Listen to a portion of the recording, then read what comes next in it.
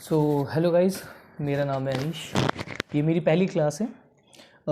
मैं जो particular topic आपको पढ़ाऊंगा वो है मैथ्स से रिलेटेड, मतलब लगभग मैं मैथ्स ही पढ़ाऊंगा आपको सारी चीज़ों से रिलेटेड। आज जो टॉपिक मैं स्टार्ट करने वाला हूँ वो है फोरियर सीरीज़, जो आपको बीटेक फर्स्ट सेम के अंदर दिखेगी। जनरली आपको अगर टेंथ में ट्वेल्थ में अभी बोर्ड्स के एग्ज़ाम्स भी आने वाले हैं, आपको किसी टॉपिक को पर्टिकुलर पढ़ना हो या किसी टॉपिक में आपको दिक्कत हो, कोई क्वेश्चन ऐसा हो जो आपको नहीं आ रहा हो, तो आप कमेंट्स में मुझे शेयर करें। मैं आपको उसका भी सॉल्यूशन प्रोवाइड कराऊंगा और कुछ दिनों में मैं देखता हूँ आपको टेंथ ट्वेल्थ से रिलेटेड भी बताने की कोशिश करूँगा। सो बेसिकली फोरियर सीरीज़ हम कह सकते हैं फोरियर सीरीज़ की एप्लीकेशन होती है पीरियोडिक फंक्शन के लिए। पीरियोडिक फंक्शन को अगर डेफिनेशन के थ्रू हम बताना चाहें तो आप ये कर सकते हैं डेफिनेशन कि a function f x which satisfy the relation f x plus t is equals to f x all for the all real x. X का मतलब यहाँ पे एक तरह से किसी भी तरह का पीरियड हो गया या कुछ भी आपको जो दिया हुआ हो फंक्शन के अंदर, वो real number is called a periodic function. अब इसमें टी का क्या मतलब है? टी का कहने का मतलब और पीरियोडिक फंक्शन का मतलब ये होता है बेसिकली कि कोई भी ऐसा फंक्शन जो पर्टिकुलर एक पॉजिटिव टाइम इंटरवल के बाद अपनी वैल्यूज़ को वापस वहीं पे आ जाता है, मतलब एक पर्टिकुलर टाइम के बाद वो अपनी वैल्यूज़ रिपीट करने लग जाता है। इसको भी आप डेफिनेशन में डिफाइन कर सकते हैं, the smallest positive number t for which this relation holds is called the period of the function fx, or you can say that a function fx which repeats its value after a fixed time interval t is called periodic function. एक particular time period के बाद जब कोई function अपनी values को वापस repeat करने लग जाता है तो उसे हम कह सकते हैं कि वो एक पीरियोडिक फंक्शन है। एक बात और कि ये smallest positive value for the T होता है। Okay, so you can elaborate this, जैसे F X minus two T करें तो वो भी एफ एक्स माइनस टी के बराबर होगा, एफ एक्स के बराबर होगा, एफ एक्स प्लस टी के बराबर होगा और F x plus two T के बराबर होगा। इसको मैं एग्जांपल के थ्रू आपको समझाऊंगा, ऐसे थोड़ी कन्फ्यूजन होगी। आपने टेंथ ट्वेल्थ में ये पढ़ा होगा फोर क्वाड्रेंट सिस्टम के बारे में। इसमें ये है कि फोर क्वाड्रेंट्स होते हैं हमारे ट्रिग्नोमेट्री बेसिस पे, जिसके अंदर फर्स्ट क्वाड्रेंट के अंदर all the trigonometric science are positive.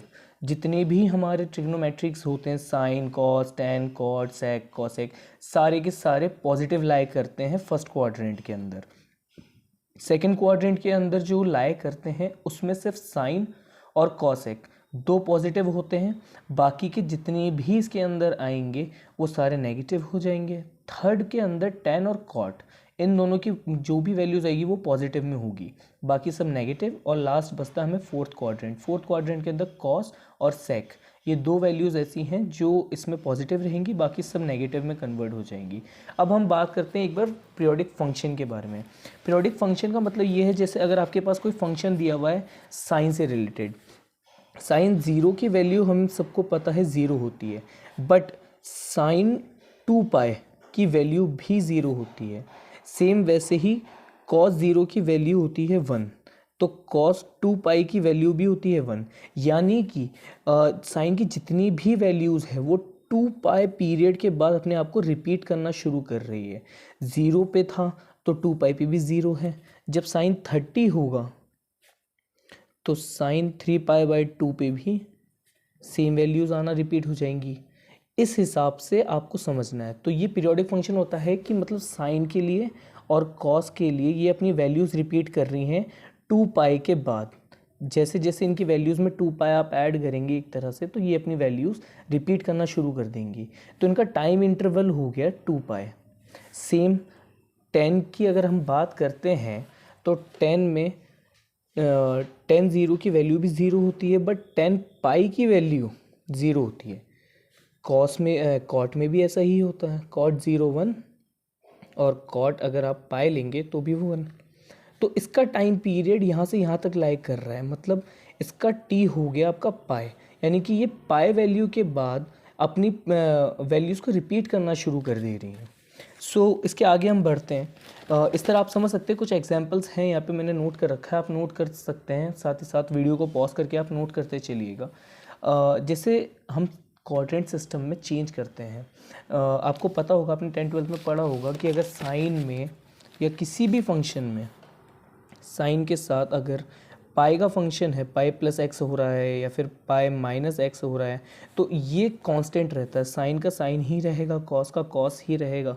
लेकिन अगर साइन के साथ 90 प्लस एक्स है तो ये कन्वर्ट हो जाता है कॉस के अंदर, कॉस प्लस इसकी जो रहेगी वो, और हमें चेक करना पड़ेगा कि कौन से क्वाड्रेंट पे लाई कर रहा है, उसके अकॉर्डिंग इस पर पॉजिटिव या नेगेटिव के साइंस आएंगे।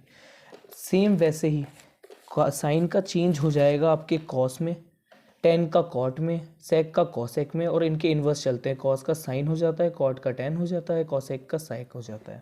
अब हम बात करते हैं इसके बाद इसमें क्या आता है। इसके अलावा आपको दो चीज़ें और जानने की ज़रूरत है कि फंक्शन तो हम समझ गए पीरियोडिक फंक्शन क्या है, बट फंक्शन भी दो टाइप में होते हैं, एक इवन और एक ऑड फंक्शन। इवन फंक्शन क्या होता है? इवन फंक्शन का मतलब है अगर f में आप माइनस एक्स की वैल्यू रखें तो भी वो एफ एक्स के ही इक्वल आए, यानी you can say in the definition that the function fx is said to be even if f minus x is equals to fx। Example के लिए हम समझ सकते हैं cos x, x square, mod x या sec x। अब इसका मैं आपको बताता हूँ। अगर आप x लेते हैं, x है आपके पास, अगर ये x आपने माइनस एक्स ले लिया तो x स्क्वायर करने पे अगर माइनस एक्स का मैं स्क्वायर करता हूँ तो ये भी x स्क्वायर ही आएगा, यानी कि ये दोनों सेम आ रहे हैं। यानी f अगर हमने x लिया था तो x स्क्वायर आ रहा था, बट जब हमने f माइनस एक्स में लिया फंक्शन के तौर पे तो भी x स्क्वायर ही आया, सेम आया। तो इसको कह सकते हैं हम कि ये इवन फंक्शन है। और आपने पढ़ा होगा ट्रिग्नोमेट्रिक में कि cos माइनस एक्स हो या फिर sec माइनस एक्स हो, ये दोनों वैल्यूज़ हमेशा cos x और sec x में ही चेंज होती है। बल्कि बाकी जितनी भी हैं, साइन अगर आप माइनस एक्स लेते हैं या कॉस माइनस एक्स ले टेन माइनस एक्स में लेते हैं या कॉट माइनस एक्स में लेते हैं या फिर कॉस एक्स माइनस एक्स में लेते हैं, तो ये सब कन्वर्ट हो जाएंगे माइनस के साइन में, यानी कि माइनस का साइन एक्स, माइनस का टेन एक्स, ऐसे।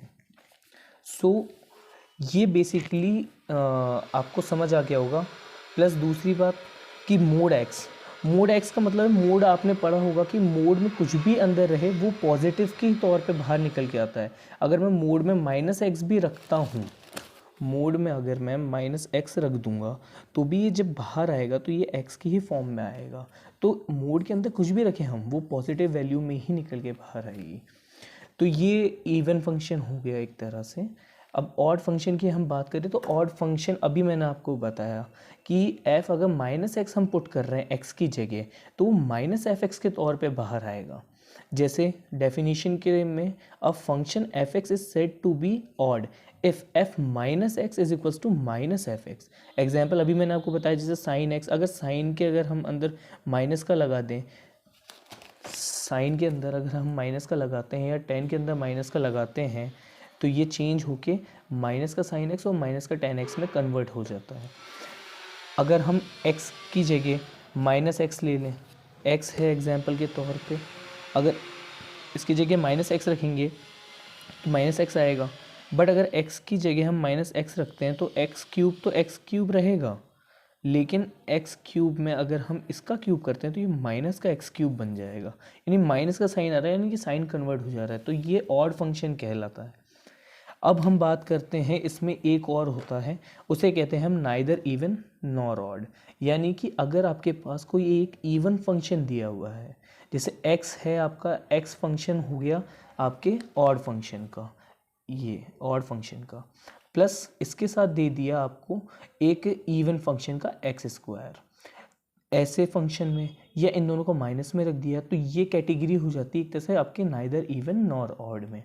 सेकेंडरी थिंक, एक ये भी आपके रूल होता है, एक फॉर्मूला होता है, जैसे आपके अगर दोनों ही ऑड फंक्शन है, ऑड यानी कि ये रहा, एक्स भी ऑड है आपके, साइन एक्स भी ऑड है, अगर ये मल्टीप्लिकेशन में है तो ये हमेशा इवन फंक्शन में कन्वर्ट हो जाते हैं, ये इवन फंक्शन कहलाया जाएगा आपका।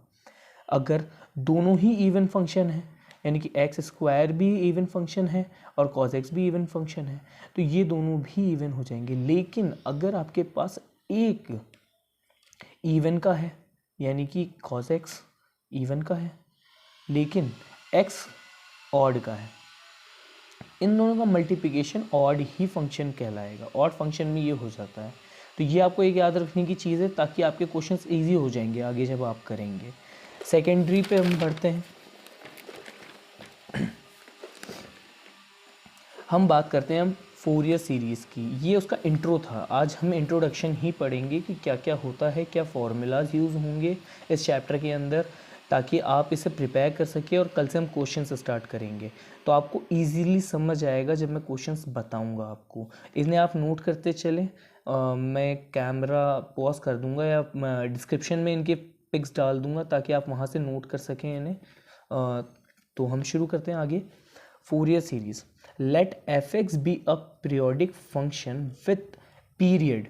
ये बताना चाह रहा है कि हम लेट अज्यूम कर सकते हैं एक एफ एक्स एक पीरियोडिक फंक्शन हमें गिवन है जिसका पीरियड है 2π, जो डिफाइन है एक इंटरवल के अंदर कि किस रेंज से लेके किस रेंज के बीच में वो लाई कर रहा है। फॉर एग्जांपल इसमें ले लिया हमने अल्फ़ा से लेके एक्स तक लाई कर रहा है, अल्फ़ा से बड़ा होना चाहिए एक्स और अल्फ़ा प्लस 2π से कम होना चाहिए एक्स। तो ये इसका एक इंटरवल को डिफाइन कर रहा है।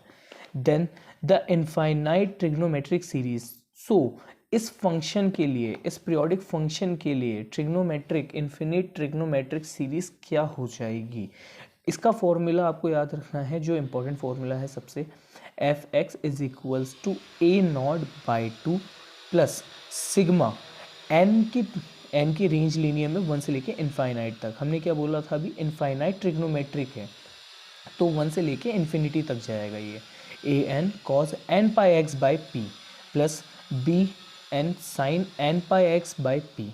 अब इसमें हमें जो निकालना है वो 4 चीज़ें हैं।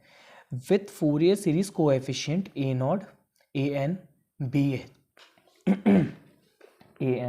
N is known as the Fourier series for the periodic function f x. यानी कि जो ए नॉट है आपका, ए एन है और ये बी एन है, ये फोरियर सीरीज़ के कोएफिशिएंट के तौर पे काम करेंगे। अब आपको ये एक और याद रखने की ज़रूरत है, इलियस फार्मूला, कि आपने ये तो बता दिया कि हमें एफ एक्स को अगर डिफाइन करना है इन्फिनिट ट्रिग्नोमेट्रिक रेशो के लिए, तो हमें ये फार्मूला पता होना चाहिए, A naught A N B N और ए नॉट बी एन और ए एन, ये तीनों इसके कोएफिशिएंट, ये हमने बता दिया। बट इन्हें भी तो हमें फाइंड करना है। इन्हें फाइंड करने के लिए इलियस फार्मूला यूज़ होता है। इलियस फार्मूला के अंदर आपके पास तीनों के फार्मूला हैं, इनके थ्रू ये तीनों निकलेंगे, इनकी वैल्यूज़ हमें इसमें पुट करनी है ताकि हमें सीरीज़ का आंसर मिल सके। अगर क्वेश्चन आपके पास आता है डिफाइन द फोरियर सीरीज़, तो ये आपको डेफिनेशन के साथ बताना है, प्लस इलियस फार्मूला भी आपको डिफाइन करना पड़ेगा। उसके साथ p की वैल्यू, p भी अभी मैं आपको बताऊंगा क्या होता है। तो ये यहाँ से अगर जब तक आप यहाँ तक बताएंगे तो हाँ, हम बात कर रहे थे कि इलियस फार्मूला और p, ये आपके इस फार्मूले में पुट करना होगा। p होता है generally upper range minus lower range by 2। Upper range, जैसे आपके पास कोई फंक्शन गिवन है और उसका इंटरवल आपके पास गिवन है 0 से पाई, 0 से पाई है, आपके पास एक लिमिट दी हुई है किसी भी फंक्शन की। कोई एफ एक्स फंक्शन है, कोई एफ एक्स फंक्शन है, उसका इंटरवल गिवन है आपके पास 0 से पाई। तो आपके अपर लिमिट पाई हो गई सेकंड वाली, और लोअर लिमिट हो गई 0। यानी कि लोअर लिमिट मतलब मिनिमम यहाँ से शुरू होके ये मैक्सिमम पाई तक जा रहा है।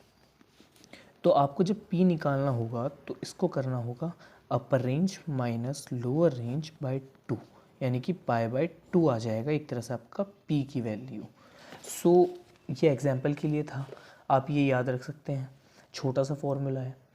अब सेकेंडरी थिंग जो इसमें सबसे इंपॉर्टेंट प्ले करता है वो है ये 3 formulas, a naught A n और बी एन। ये कोएफिशिएंट निकाले बिना आपके सही नहीं हो पाएंगे ये क्वेश्चंस। सो ए नॉट की वैल्यू मतलब फार्मूला होता है आपके 1/p इनफाइनाइट इंटीग्रेशन का साइन। लिमिट आप पुट कर सकते हैं जो क्वेश्चन में दी है वही पुट होगी इसमें, जहाँ से जहाँ तक की रेंज है। जैसे हमने इस डेफिनेशन के अकॉर्डिंग इसको रेंज दिया था अल्फ़ा से अल्फ़ा प्लस 2π, सेम वैसे ही हमने यहाँ पुट कर दिया, इसकी रेंज है अल्फ़ा से अल्फ़ा प्लस 2π। एफ एक्स इसका फंक्शन आ जाएगा, जो भी यहाँ गिवन हो, एक्स प्लस एक्स स्क्वायर हो गया या साइन एक्स हो गया या जो भी दिया हुआ हो फंक्शन, हम देखेंगे जब क्वेश्चन करेंगे आपको और क्लियरिफाई हो जाएगा। सो हमें 1/p इंटीग्रेशन इसकी इंटरवल जहाँ से जहाँ तक दी हुई है इसकी रेंज एफ एक्स और डी एक्स तो इंटीग्रेशन के साथ आ जाएगा कि मतलब इसके फंक्शन को हमें इंटीग्रेट करना है।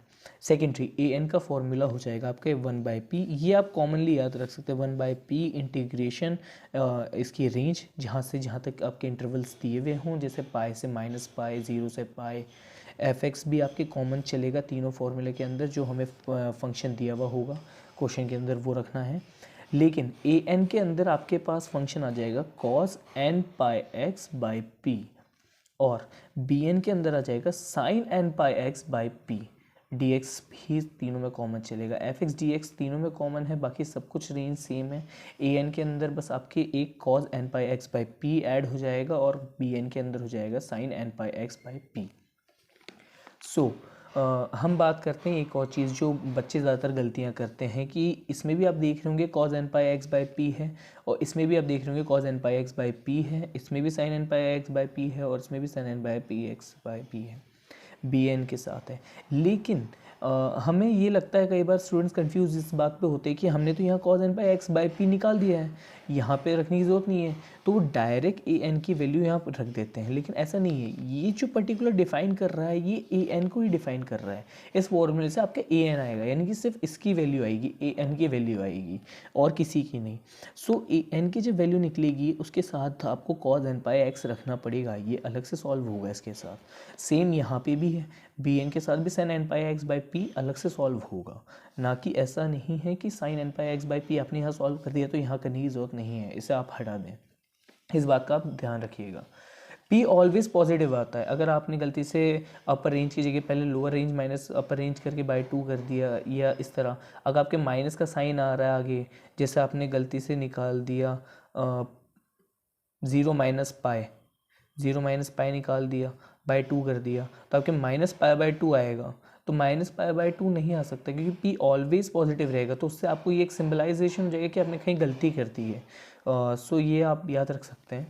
सेकेंडरी थिंग जो फोरियर सीरीज़ में पूछी जाती है वो दो चीज़ें पूछी जाती है।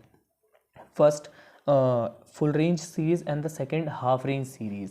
फुल रेंज सीरीज़ जब नॉर्मल क्वेश्चन आपको दिया जाएगा कि फोरियर सीरीज़ आपको निकालनी है, हाफ रेंज के लिए वो क्लियर क्वेश्चन के अंदर बोलेगा कि find the half range series for this periodic function. Half range के अंदर भी दो होते हैं, पहली होती है साइन सीरीज़, दूसरी होती है कोसाइन सीरीज़। आपको क्वेश्चन में गिवन होगा, अगर वो हाफ रेंज सीरीज़ उससे पूछनी होगी तो वो लिख के देगा आपको find the half range sine series for this function and find the half range cosine series for this function. So हम इसकी बात कर लेते हैं। If half range series, half range के लिए भी हमें वही सारी चीज़ें निकालनी होगी, कोएफिशिएंट निकालना है, पी निकालना है, फॉर्मूला कॉमन रहेगा, फॉर्मूला यही रहेगा, फॉर्मूला मेन जो है ये आपको याद रखना है, इसी के अंदर हम वैल्यूज़ पुट करेंगे सभी के लिए। सो हाफ रेंज के अंदर कुछ चीज़ें चेंज होती है वो मैं आपको बताता हूँ। इसके अंदर आपको पी के लिए बाई 2 करने की जरूरत नहीं, क्योंकि ये ऑलरेडी हाफ में आपको गिवन है कि ये हाफ रेंज का क्वेश्चन है, इसका इंटरवल ऑलरेडी एक तरह से हाफ है, तो आपको सिर्फ अपर रेंज माइनस लोअर रेंज निकालना है सिर्फ पी की वैल्यू निकालने के लिए। इसमें आप बाई 2 नहीं करेंगे, लेकिन जब नॉर्मल क्वेश्चन देगा तो आपको बाई 2 याद रखना होगा, ये चीज़ें याद रखनी है। उसके बाद सेकेंडरी हम बात करते हैं कि cosine series, half range cosine series के लिए क्या होता है formula. Half range cosine series के अंदर आपकी बी एन की वैल्यू डायरेक्ट 0 हो जाएगी, यानी कि जब हम यहाँ पे बी एन की वैल्यू 0 रख देंगे तो यानी कि ये पूरा term b N sine N pi x by p ये पूरा 0 हो जाएगा, तो आपको उसको निकालने की ज़रूरत है ही नहीं। हमें क्या निकालना होगा इसके लिए, फिर सिर्फ दो चीज़ें, एक ए नॉट और एक ए एन, क्योंकि बी एन 0 हो गया तो थर्ड टर्म उसकी 0 हो चुकी है मेन फॉर्मूला के अंदर। अब ए नॉट की वैल्यू क्या होती है, इसके लिए आपने देखा था यहाँ पे 1/p होती है, बट ये हाफ रेंज है तो इसके लिए 2/p। आपकी जो p की वैल्यू आएगी, इनफाइनाइट इंटीग्रेशन का साइन तो लगेगा ही साथ में, इंटीग्रेशन वैसे ही करना है, integration F x D x, but इसमें जो लिमिट होगी वो हमेशा 0 से स्टार्ट होगी। 0 से आपकी जो p की वैल्यू आएगी यहाँ से अपर रेंज माइनस लोअर रेंज ये रखनी है हमें यहाँ पे। तो ए नॉट का फॉर्मूला हो जाएगा 2/p इंटीग्रेशन 0 से p fx dx। A N का फॉर्मूला भी ऐसा ही सेम है, 2/p इंटीग्रेट 0 से p fx cos n pi x by p dx। आप ध्यान से इन फॉर्मूलाज को एक बार पढ़ेंगे तो आपको याद हो जाएगा कि कुछ ज़्यादा खास डिफरेंस नहीं है दोनों में। जब नॉर्मल पूछे तो 1/p है, जब हाफ रेंज पूछे तो 2/p है। इसमें आपके इंटरवल जो गिवन है वही रखनी है रेंज, लेकिन इसमें आपकी 0 से बस p तक रेंज रखनी है आपको। सो इसके थ्रू हम निकालेंगे, जब क्वेश्चन करेंगे तो आपको पता चलता जाएगा आगे जैसा भी है। अभी आपको फॉर्मूलाज नोट करने हैं। सो ये हाफ रेंज कोसाइन सीरीज़ के फॉर्मूला थे। अब बात करते हैं हम साइन सीरीज़ के लिए, सेम ऐसा ही। साइन सीरीज़ के अंदर ये है कि आपके ए एन और ए नॉट दोनों ही ज़ीरो हो जाएंगे, यानी कि आपको इस मेन फॉर्मूला के अंदर ए नॉट ये भी ज़ीरो तो ये term zero, a n zero तो ये term a N cos N pi x by p ये भी पूरा ज़ीरो हो जाएगा। तो आपको सिर्फ फाइंड क्या करना है, बी एन फाइंड करना है। अगर आपके पास क्वेश्चन आता है find the half range series, half range sine series for the function, तो आपको सिर्फ बी एन पे काम करना पड़ेगा। बी एन का फॉर्मूला भी सेम इसके जैसा ही होता है, 1/p है तो इसकी जगह 2/p इंटीग्रेट 0 से p f x sine N pi x by p d x. बाकी कॉमन है, आपको सिर्फ क्या याद रखना है, 1/p की जगह यहाँ पे हो जाएगा 2/p, और सेकेंडरी रेंज इसमें तो जो इंटरवल दी है वो रखनी है हमें, लेकिन इसमें 0 से p पे लाई करेगी इसकी इंटरवल, या फिर आप कह सकते हैं इसकी वैल्यूज़। यहाँ पे कुछ फॉर्मूलाज है इंपॉर्टेंट जो आपके काम आएंगे आगे क्वेश्चंस में, क्वेश्चन ईजी हो जाएंगे इनके थ्रू, तो आप इन्हें भी नोट कर सकते हैं। साइन 0 की वैल्यू 0 होती है तो साइन पाई की वैल्यू भी 0 होती है, साइन 2 पाई की वैल्यू भी 0 होती है, साइन एन पाई की वैल्यू भी 0 होती है। सो इससे आप याद रख सकते हैं। लेकिन हाँ, अगर साइन एन पाई बाई 2 है तो इसे आप चेंज नहीं कर सकते, ये साइन एन पाई बाई 2 ही रहेगा। सेम वैसे ही कॉस 0 की, सो कॉस 0 1, कॉस पाई हो जाती है आपकी -1, बट कॉस 2 पाई वापस 1, कॉस 3 पाई -1। इसे आप ऐसे याद रख सकते हैं कि अगर कॉस के साथ n पाई है तो वो -1 की रेंज n चल जाएगी। जैसे यहाँ पे हमने 0 रखा था तो ये पर्टिकुलर 0 टर्म हो गई थी, -1 की पावर अगर 0 रखेंगे आप तो ये 1 हो जाएगी। पाई रखा यानी कि ये 1 है, अगर यहाँ पे n की वैल्यू 1 रखेंगे तो -1 ही आएगी। यहाँ 2 पाई था तो यहाँ पे हमने 2 पाई रखा, यहाँ पे 2 पाई रखेंगे तो 1 की पावर -1 की पावर स्क्वायर हो रही है, तो -1 +1 हो जाता है मल्टीप्लिकेशन में। सो ये एक शॉर्ट फॉर्मूला है। उसके बाद अगर cos n+1 पाई है तो इसमें भी सेम वही है, n+1 ऊपर चल जाएगा, -1 की पावर में चल जाएगा n+1, और cos n-1 है तो ये भी इसमें चला जाएगा। इसके बाद सेम यही जो चीज़ मैंने इसमें बताई थी आपको कि साइन एन पाई बाई 2 अगर दिया हुआ है तो आप उसे चेंज नहीं कर सकते या 0 नहीं रख सकते डायरेक्ट, वो ऐसे का ऐसा ही रहेगा, एन पाई बाई 2 ही रहेगा। सेम वही है, कॉस एन पाई बाई 2 अगर रहेगा तो कॉस भी चेंज नहीं होगा, वो एन पाई बाई 2 की फॉर्म में रखा जाएगा। कॉस के साथ अगर n-1 पाई है तो इसे हम कह सकते हैं इन दोनों की वैल्यू सेम होती है, कॉस n+1 की और कॉस n-1 पाई की भी। उसके बाद cos n पाई जो मैंने अभी यहाँ पे बता दिया आपको कि -1 की पावर n रख सकते हैं आप, प्लस अगर -पाई भी आपके पास cos n ब्रैकेट में -पाई की वैल्यू कोई है तो उसे भी आप इसी में डिफाइन करेंगे। अब हम बात करते हैं एक इम्पॉर्टेंट चीज़ की, आप इसके थ्रू समझ सकते हैं, ये है फ्लो चार्ट। इसका मैं पिक दे दूँगा आपको, इसके थ्रू आप इजीली फार्मूलाज लर्न कर सकते हैं, प्लस आप समझ सकते हैं कि कैसे होगा ये। अब हम बात करते हैं कि इसमें कहना क्या चाहता है। ये आपका मेन फार्मूला हो गया जो आपको याद रखना है फोरियर सीरीज़ के लिए कि fx a0/2 प्लस सिग्मा 1 से लेके infinite a N cos N pi x by P plus B n n pi x by P. अब हमें फंक्शन तो दिया हुआ है, अब इसे हम चेक कैसे करेंगे। अगर हाफ रेंज सीरीज़ का डायरेक्ट क्वेश्चन पूछेगा क्वेश्चन में कि हाफ रेंज सीरीज़ आपको फाइंड करनी है कोसाइन के लिए या साइन के लिए, तो आपको मैंने बताया ही है साइन के लिए फॉर्मूला हो जाता है बी एन तो 0 हो जाएगा आपका, ए नॉट की आपको वैल्यू निकालनी है इस फार्मूला से, और ए एन की भी वैल्यू यहाँ से निकल जाएगी। फिर उसको इन दोनों फार्मूलाज को रख के इस मेन फार्मूला में आपको पुट करना पड़ेगा, जिसके थ्रू आपका आंसर आएगा जो हम क्वेश्चन करेंगे तो आपको और क्लियरिफाई होगा। उसके बाद साइन सीरीज़ में अगर आपसे पूछ लिया कि cosine half range of sine series, तो इसमें ए नॉट और ए एन दोनों ज़ीरो हो जाते हैं, सिर्फ आपको बी एन पे काम करने की ज़रूरत है। अब हम बात करते हैं कि अगर हमारे पास नॉर्मल कोई फंक्शन दिया हो तो उसे हम कैसे सॉल्व करेंगे। पहली चीज़ जो आपको चेक करनी है वो ये चेक करना है कि उसकी जो लिमिट दी हुई है हमें, अपर रेंज और लोअर रेंज, वो कहाँ से कहाँ तक की दी हुई है। अगर वो दोनों सेम दी है, जैसे आपके पास कोई फंक्शन दे दिया x प्लस एक्स स्क्वायर हो गया या फिर साइन x हो गया, कॉस x हो गया, तो उसकी रेंज कहाँ से कहाँ तक दी है। जैसे आपकी रेंज दी थी आपको पाई से माइनस पाई या ज़ीरो से पाई, ऐसे चेक करनी पड़ेगी आपको। अगर दोनों की सेम है, जैसे पाई से माइनस पाई, आखिर पाई तो आ रहा है दोनों तरफ, तो उसको चेक करने के बाद ये दो आपके एक तरह से रास्ते निकल जाएंगे। फ्लो चार्ट के थ्रू आप समझ सकते हैं कि कैसे उसे ईजिली सॉल्व किया जाता है क्वेश्चन को। अगर दोनों सेम नहीं है, जैसे जीरो से आपकी पाई की रेंज दी हुई है और कोई फंक्शन दे दिया, तो उसे आप डिफाइन नहीं कर सकते कि वो कहते हैं इवन फंक्शन होगा या ऑड फंक्शन होगा। उसे आपको नॉर्मली सॉल्व करना पड़ेगा। उसके लिए आपको लिमिट जैसे कि है वैसे के वैसे ही रखनी पड़ेगी। फॉर्मूला में तीनों चीज़ें फाइंड करनी पड़ेगी। पहले ए नॉट, ए एन और b n. A naught find करेंगे आप, फॉर्मूला आपको मैंने अभी बताया था। इसमें जो इंटीग्रेट के जो वैल्यू होगी, जो लिमिट होगी, वो सेम एज़ गिवन होगी क्वेश्चन की, जो क्वेश्चन में दिया हुआ होगा। इसके थ्रू हम सॉल्व करेंगे और ये निकालेंगे। सेकेंडरी, अगर सेम है, उनकी वैल्यू सेम है, जैसे पाई से माइनस पाई, यानी कि पाई तो दोनों तरफ आ रहा है, यानी कि उसकी रेंज सेम है, लिमिट सेम है। 1 से -1 हो गया, 2 से -2 हो गया, ऐसे।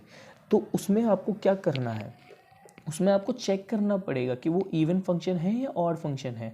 अभी मैंने आपको पीछे कुछ एग्जांपल्स भी दिए थे, इवन फंक्शन के, ऑड फंक्शन के, नाइदर इवन नॉर ऑड के, एकदम स्टार्ट में मैंने आपको बताया था। जैसे इवन फंक्शन का आपका हो जाएगा cos x, sec x, x square, ये सारे इवन फंक्शन में आते हैं। ऑड फंक्शन साइन एक्स हो गया, आपके एक्स क्यूब हो गया, ये सारे ऑड फंक्शन हो गए। नाइदर इवन नॉर ऑड का मैंने आपको बताया था x plus x square, x minus x square. तो ऐसा आपको देखना पड़ेगा उसमें कि क्या है, ये इवन है या ऑड है। अगर इवन फंक्शन है, आपने सॉल्व किया और आपने देखा कि आपके पास क्वेश्चन दिया हुआ है कॉज एक्स का, कॉज एक्स उसकी रेंज दी हुई है माइनस पाई से पाई, ये दिया हुआ है आपके पास क्वेश्चन। तो अपन ने क्या चेक किया सबसे पहले फॉर्मूला में कि कहते हैं नॉर्मल है वो फंक्शन, हाफ रेंज का क्वेश्चन नहीं पूछा, उसमें हमने चेक किया कि ये रेंज दिया हुआ है माइनस पाई से पाई, यानी कि रेंज सेम है, सेम होगी रेंज। रेंज सेम है तो अब हमने चेक किया कि कॉज एक्स किस में लाई करता है, इवन फंक्शन है या ऑड फंक्शन है या नाइदर इवन नॉर ऑड में है। इवन फंक्शन हो गया कॉज एक्स। अब इवन फंक्शन है तो इवन फंक्शन को आप सॉल्व कर सकते हैं सेम कॉजाइन की तरह। अगर इवन फंक्शन है उसे आप कॉजाइन की तरह सॉल्व करें, और जो ऑड फंक्शन है वो सॉल्व होगा आपके साइन फंक्शन की तरह। यानी कि अगर आपको पता चल गया कि क्वेश्चन इवन है, आप उसमें डिफाइन कर सकते हैं कि it is a even function. उसके बाद आप बता सकते हैं it is a even function, so b n is equals to zero, b n zero हो जाएगा आपका। सेम वैसे ही ए नॉट आपको निकालना है, ए नॉट निकल जाएगा 2 से पी, इसका फॉर्मूला आपको पता है, आप यहाँ से नोट और कर लीजिएगा। उसके बाद ए एन निकालना है, इसको रख के मेन फार्मूला में रखेंगे और हमें हमारा आंसर मिलेगा। सेम वैसे ही अगर आपके पास ये ऑड फंक्शन है, तो ऑड फंक्शन कैसे सॉल्व होगा, ऑड फंक्शन सॉल्व होगा सेम साइन सीरीज़ की तरह। साइन सीरीज़ में ए नॉट और ए एन दोनों ज़ीरो हो जाते हैं, आपको सिर्फ बी एन निकालने की ज़रूरत पड़ेगी, और इसके बाद इसकी वैल्यू हम पुट कर देंगे इस फंक्शन के अंदर, हमारे मेन फार्मूला के अंदर, तो हमें इसका आंसर मिल जाएगा फोरियर सीरीज़ के लिए। सो ये फ्लो चार्ट है, मैं आपको दिखा देता हूँ, आप इसे नोट कर लें, ये काम आएगा आपके।